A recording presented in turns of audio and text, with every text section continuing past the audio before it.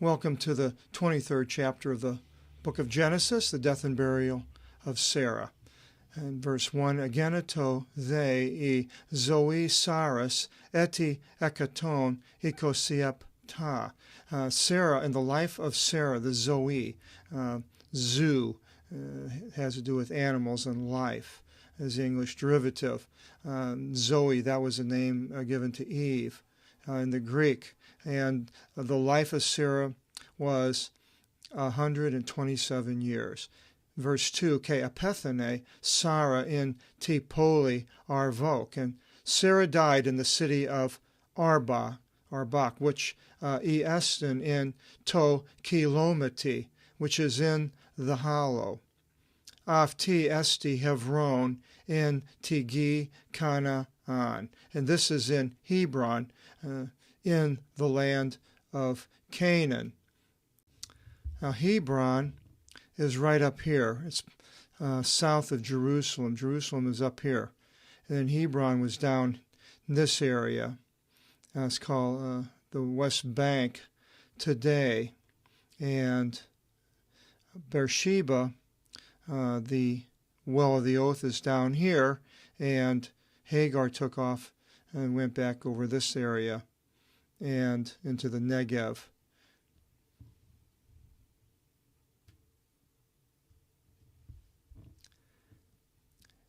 Ilthe they Avraham, kopsas they Saran, and Abraham came to lament Sarah. It sounds like he was away, living somewhere else. Not exactly sure, but he came to lament Sarah. K, to mourn Penthese, in verse 3. Ke anes de Avraham apo to nekru avtu. And Abraham rose from his dead, the dead one, Sarah, necromancy is sort of a trying to converse with the dead and have the dead tell you what you should do. A necropolis is a city of the dead, a cemetery in the Greek. So Abraham rose up from Sarah. Ke ipen Avraham tis is het legon. And Abraham said to the sons of Het, these were people that were living in Canaan, in that area around Hebron. In the Greek, they're called Hittites down here when we get to the type of people. But I prefer Hethites, but I always used Hittites anyway to go along with the King James usage. But these people were people that lived in that area. We don't know where they came from, how long they were there, but they were in the line from, it mentions Noah, and then Noah's son, Shem, Ham, and Japheth, and from Ham came one of his sons, Canaan, and then Heth was the son of Canaan. This is all in the 10th chapter. We've already been there in verses 15 to 19. In 2 Samuel 11:3, it mentions Uriah the Hittite, or as I said, I prefer Hethite, and he was a man that was married to Bathsheba and gave his life by David putting him in the front lines. Then in Ezekiel 16:3 and 9, God mentions Jerusalem being the father was an Amorite and the mother a Hittite, or a Hethite, as I said. And so these Hethites were people living in this area.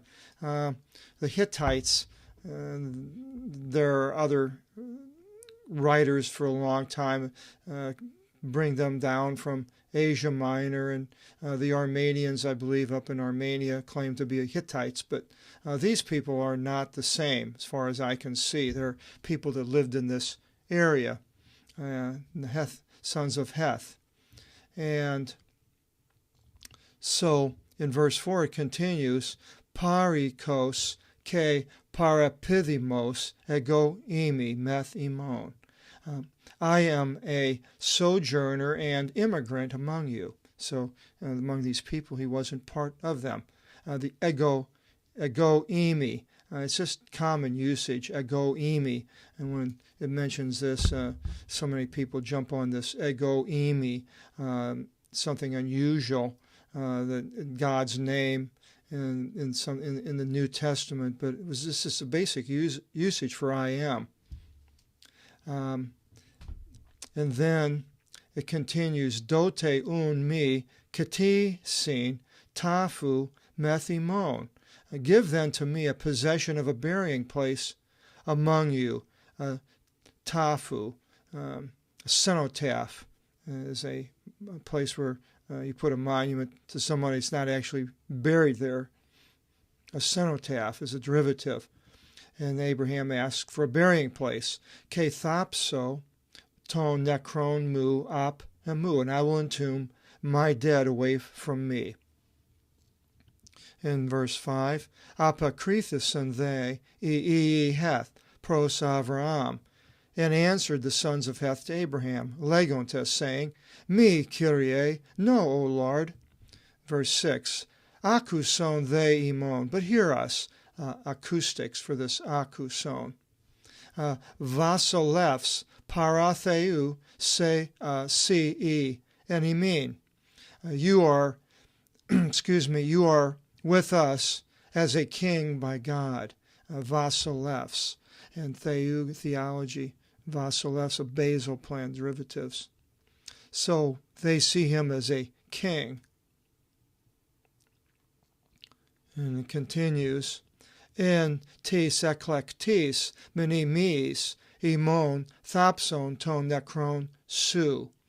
You entomb your dead in choice sepulchres, of our choice sepulchres. So they're trying to have him join them, basically. We see this later with the sons of Judah and peoples of the land trying to get these strangers, these sojourners that are coming through and living there to join with them and marry their women.